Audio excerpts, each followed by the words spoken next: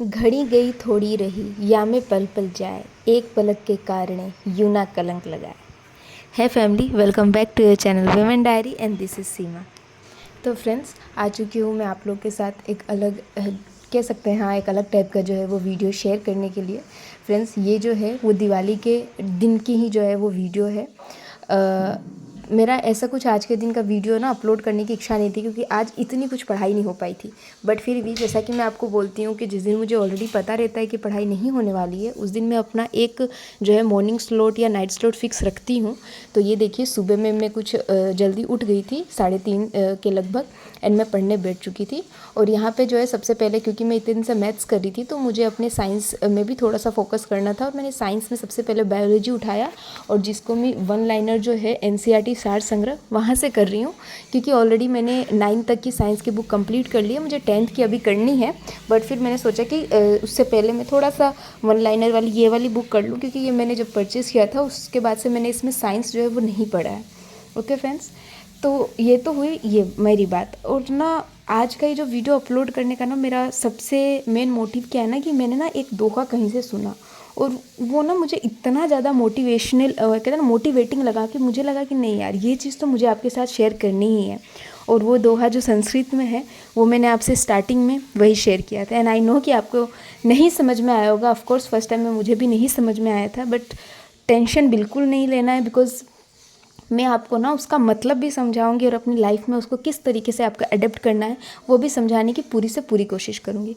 Friends, वो जो कुछ इस प्रकार से था ना, घड़ी गई थोड़ी रही या में पल पल जाए, एक पलक के कारणे यूं ना कलंक लगाए।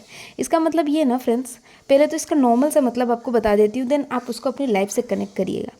कि ना हमारी लाइफ की ना कैसी भी सिचुएशन हो, वो घड़ी गई, यानी कि मतलब हम उसको मान लीजिए कि 90% क्रॉस कर चुके हैं। 90% हमने उस जो हमारी नेगेटिव सिचुएशन है, या फिर हमारी कहते हैं ना प्रतिकूल परिस्थितियां हैं, उनसे हम गुजर चुके हैं, उनसे हमने डील कर लिए।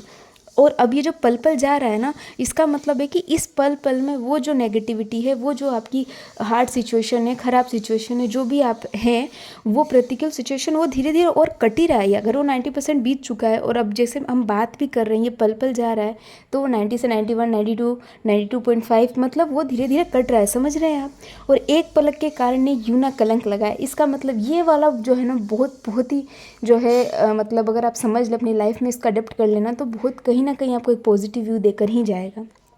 इसका मतलब ये है फ्रेंड्स, कि हम यार 90% तो हम ऑलरेडी अपनी चीज़ों से डील कर ही चुके हैं, ऑलरेडी मेहनत कर ही चुके हैं।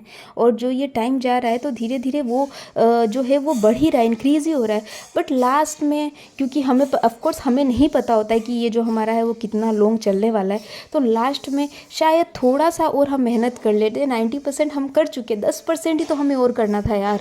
लेकिन उस 10% में हमने क्या कर लिया ना, हमने हार मान लिया, हमने ना गिव अप कर दिया कि अब हमसे नहीं हो रहा है। और ये जो है ना हार, यही हमारे लिए एक इस दोहे में कलंक नुमा है, कि एक पलक के कारण ही यूं ना कलंक लगाए। इतनी परसेंट इतना हमने मेहनत कर लिया, और लास्ट की सिचुएशन में हमसे वो कंट्रोल नहीं हुआ, और हमने क्या कर दिया, गिव अप कर दिया। तो उससे होता क्या है ना फ्रेंड्स, कि मतलब आप समझ रहे हैं, ठीक है हमने नहीं किया, हमसे नहीं हो पाया, लेकिन वो तो गिव अप किया तो किया, लेकिन उस 10% के चलते हमने वो जो 90% जो है चीज़ की थी, कितने मुश्किल से किया था ना, कितना ज़्यादा हमने खुद का दिया होगा, कितना ज़्यादा हमने कहते हैं ना खुद से स्ट्रगल किया होगा, कितना ज़्यादा अपनी सिचुएशंस को बदला होगा।